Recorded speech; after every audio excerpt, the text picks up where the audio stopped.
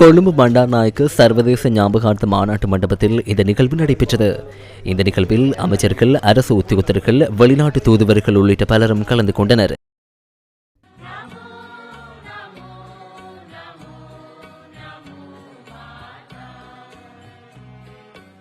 இதன்போது டிட்வாஸ் சூறாவளியினால் உயிரிழந்தவர்களுக்கு 1 நிமிட மௌன அஞ்சலி செலுத்தப்பட்டது.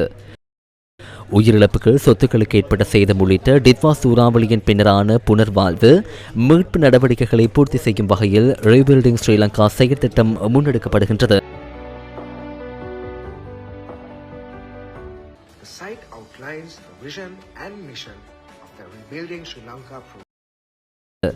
அதற்கமைய ரீபில்டிங் ஸ்ரீலங்கா உத்தியோகபூர்வ வலைதளமும் அங்குரார்ப்பணம் செய்யப்பட்டது.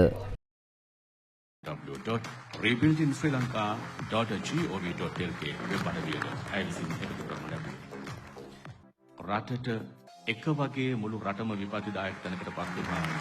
මේ වගේ වටිනා සිත්, පරිත්‍යාගශීලී සිත් තවත් ජීවිතයක් රැක ගන්න මොනතරම් බෙරවිරියක් දෙනවද? අපේ වියසරයට මුහුණ දෙන අවස්ථාව වෙනකොටත් මීට පෙර நாம் பேரழிவை எதிர்கொண்ட போது நமது நாடு முன்னர் சந்தித்த ஒரு பாரிய பொருளாதார பேரழிவுக்கு பின்னர் படிப்படியாக அதன் பொருளாதாரத்தை மீண்டும் கட்டியெழுப்பிக் கொண்டிருந்தது.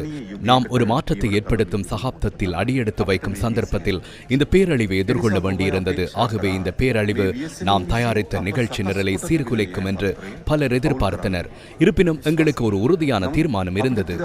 இல்லை, நாங்கள் தயாரித்த நிகழ்ச்சி நிரல் எமது நிலையான எதிர்காலத்தை உருவாக்கும் ஒரு திட்டமாகும்.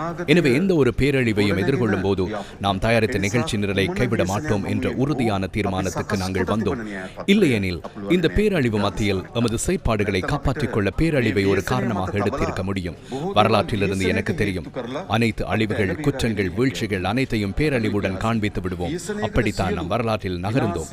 30 ஆண்டுகளாக அனைத்து அழிவுகளும் போரினால் ஏற்பட்டதாக கூறப்பட்டது அல்லது சில தொற்றுநோய் நிலைமைகள் இந்த பேரழிவுக்கு காரணமாக பயன்படுத்தப்பட்டன. எனவே எங்களுக்கு எந்த தேவையும் இல்லை. இந்த பேரழிவு நாம் தயாரித்த திட்டத்தை மாற்றியமைக்கவோ அல்லது அந்த திட்டத்தை நிறுத்தவோ ஒரு காரணமாக நாம் பயன்படுத்தக்கூடாது என்ற நிலைக்கு வந்தோம். அது ஒரு முக்கியமான நிலைப்பாடாகும். நம் நாட்டில் உள்ள அரசியல்வாதிகளும் அரசாங்கங்களும் எப்போதும் ஏதாவது ஒரு பேரழிவு தங்கள் திறமையின்மையை மறைக்க தூண்டுகிறது என்று நினைக்கிறார்கள். இது நடந்தது என கூறி நாங்கள் தப்பியிருக்கலாம். நாங்கள் அதை செய்யவில்லை. நாங்கள் தயாரித்த நிகழ்ச்சி நிரலுக்கு செல்வோம் என்ற நோக்கம் நமக்கு இருந்தது. அதனாலே இந்த பேரழிவு வரும்போது எமது வரவு செலவு திட்டம் பாராளுமன்றத்தில் விவாதிக்கப்பட்டது. வரவு செலவு திட்டத்தை நிறுத்தி வைத்துவிட்டு இடைக்கால வரவு செலவு திட்டத்தை சமர்ப்பிக்க வேண்டும் என பலர் பரிந்துரைத்தனர். இந்த பேரழிவை மையமாக கொண்ட வரவு செலவு திட்டத்தை சமர்ப்பிக்க வேண்டும் என்கின்றனர்.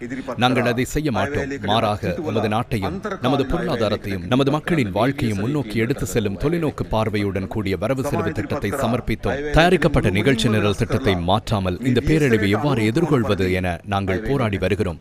அதுவே எங்கள் நிகழ்ச்சி நிரலாகும். டிசம்பர் மாதம் 5ஆம் தேதி இந்த சூறாவளிக்கு முன்னர் பாராளுமன்றத்தில் நிறைவேற்றப்பட்ட வரவு செலவு திட்டத்தை நாங்கள் தயாரித்தோம். வரவு செலவு திட்டத்தில் தயாரிக்கப்பட்ட விடயங்களுக்கு பாதிப்பு ஏற்படாத வகையில் இந்த மேலதிக நிதி ஒதுக்கீட்டை எவ்வாறு பயன்படுத்துவது என ஆராய்ந்தோம். அதுவே தொடர்புடைய சட்டங்களில் நமக்கு கிடைத்த அதிகாரம், அரசாங்கமாக நமக்கு கிடைத்த மக்கள் ஆணையாகும். அந்த ஆணை தொடர்பில் எவருக்கும் தெளிவாக தெரியவில்லை. இந்த நாட்டின் மக்கள் நமக்கு அளித்த ஆணைக்கு நாங்கள் சரணடைந்துள்ளோம். ஆகவே எந்த ஒரு அமைப்பு அல்லது செல்வாக்குக்கும் எங்கள் ஆணையை காட்டிக் கொடுக்காமல் இந்த நோக்கத்திற்காக செலவிட 500 பில்லியன் ரூபாய் வரவு செலவு திட்டத்தை கொண்டு வந்தோம்.